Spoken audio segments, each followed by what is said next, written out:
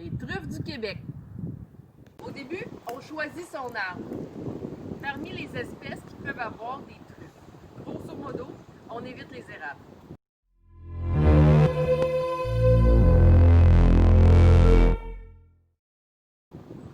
On va avoir besoin d'une gratte de jardin comme ça, 3 ou 4 dents, peu importe. On peut choisir avec un manche long si on a mal au genou, puis regarder seulement si on trouve quelque chose. Mais la forêt est grande, on pourrait chercher n'importe où. Ce qu'on va faire si on n'a pas de chien ou de porc, c'est quand même de s'aider d'animaux, les animaux sauvages. Donc, on va voir ici le trou que j'ai trouvé. Ce qu'on veut faire, c'est éviter de chercher dans des tunnels. Donc, on va prendre le bout de notre gratte, qu'elle soit longue ou courte, et on va le rentrer dedans pour savoir si on touche le fond. Si on ne touche pas le fond, c'est un tunnel, c'est inintéressant pour nous. Si on touche le fond, il y a un animal qui a soit été porté ou cherché quelque chose. Donc, on va se permettre de regarder. Si on trouve un cône de pin, il a été porté quelque chose. Mais si on trouve des truffes, il est allé chercher quelque chose. La méthode est d'une simplicité incroyable.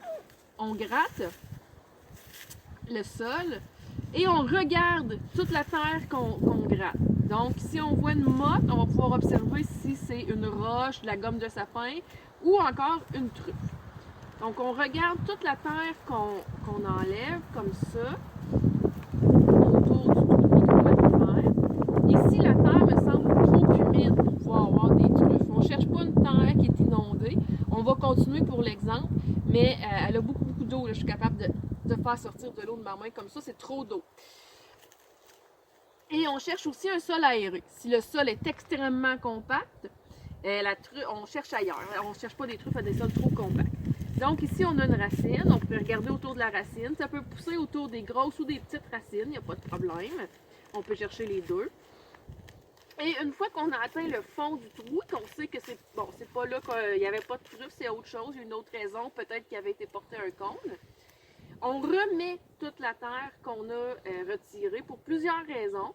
Mais la raison principale, là, pour ceux qui cherchent des truffes, c'est qu'on trouve presque aussi souvent des truffes en remettant doucement la terre que en l'enlevant.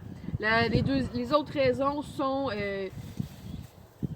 pour pas qu'une autre personne trébuche dans le trou et aussi pour continuer à avoir le droit de chercher des truffes, entre autres si vous cherchez dans des endroits publics comme des parcs.